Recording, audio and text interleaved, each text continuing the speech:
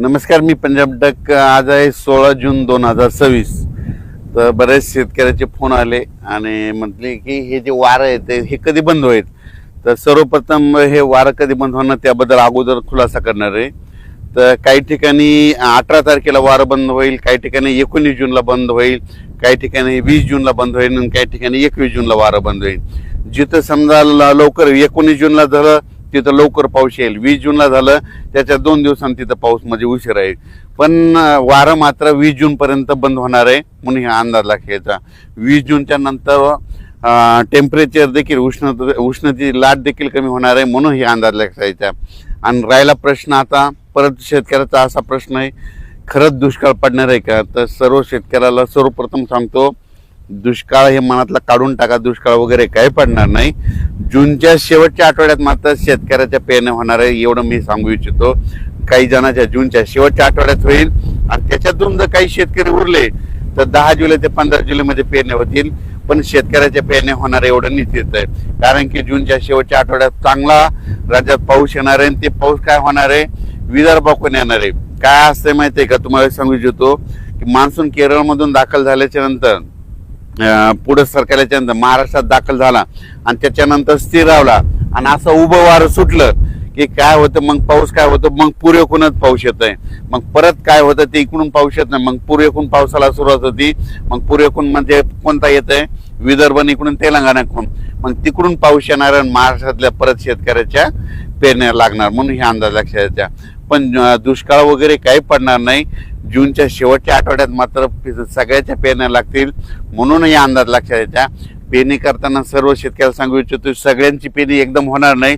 काही ठिकाणी 21 जूनला पाऊस पडेल, कुठं 22ला पडेल, कुठं 23ला पडेल, काही भागात 24ला जाईल, कुठं 25ला जाईल, कुठं 26 जूनला पडेल, काही ठिकाणी 27, 28, 29, 30, काही ठिकाणी 1 जुलैला पडेल, कुठं 2 जुलैला. तर काही ठिकाणी 1 जुलै 2 जुलैपर्यंत पाऊस पडेल म्हणून हे लक्षात. पण पेरण्या मात्र सगळ्याच्या सर्व शेतकऱ्याच्या होणार म्हणून हा अंदाज लक्षात. सर्वप्रथम विदर्भातल्या शेतकऱ्याला सांगू इच्छितो, तुमच्या विदर्भामध्ये काय होणार, पूर्व विदर्भ म्हणजे वर्धा, नागपूर, भंडारा, गोंदिया, चंद्रपूर, यवतमाळ, अमरावती ह्या पट्ट्यामध्ये काय होईल, जरा लवकर पाऊस येईल तर तिकडे लवकर पेरण्या सुरू होतील. त्याच्यानंतर पश्चिम विदर्भ, त्याच्यानंतर पश्चिम विदर्भाकडे पाऊस येईल, त्याच्यानंतर मराठवाड्याकडे येईल, त्याच्यानंतर पश्चिम महाराष्ट्राकडे जाईल आणि त्याच्यानंतर उत्तर महाराष्ट्राकडे काय होईल, 23-24 जूनच्या नंतर मग तिकडे देखील चांगला पाऊस पडेल. 23 ते 30 मात्र उत्तर महाराष्ट्राकडे देखील चांगला पाऊस पडेल. मुंबईला देखील चांगला पाऊस पडणार आहे ह्या शेवटच्या आठवड्यात म्हणून मुंबईकरांसाठी आनंदाची बातमी. मुंबईला तर मुसळधार पाऊस पडेल, पुण्याकडे देखील पडेल, कोकणात देखील पडणार आहे. मुंबईला काही ठिकाणी म्हणजे पहिलाच पाऊस असा पडेल की म्हणजे चांगला मुसळधार अतिवृष्टीसारखा मुंबईला देखील पाऊस पडेल म्हणून हे देखील मुंबईकरांना अंदाज लक्षात यायचा. जूनच्या शेवटच्या आठवड्यात मुंबईला देखील पाऊस राहील, पुण्याला देखील पाहिजे, कोकण घाटमाथ्यावर देखील चांगला पाऊस पडेल. पण पाऊस येणार आहे शेवटच्या आठवड्यात येणार आहे.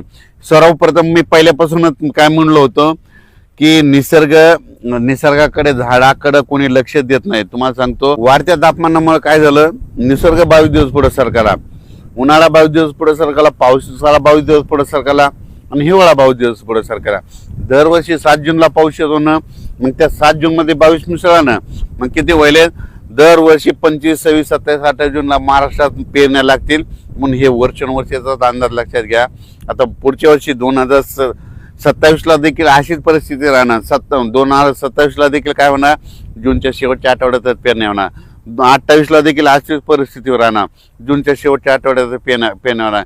2029ला देखील जूनच्या शेवटच्या आठवड्यात पेरण्या होणार. म्हणजे वर्षानुवर्ष हे निसर्ग 22 दिवस पुढे सरकारले असल्यामुळं हे भविष्यामध्ये असंच राहणार म्हणून या पुढे म्हणतो, निसर्गावर प्रेम का, झाडं लावा. कारण की काय झालं, या वाढत्या तापमानामुळे सगळ्या गोष्टीला ह्या घडत आहेत.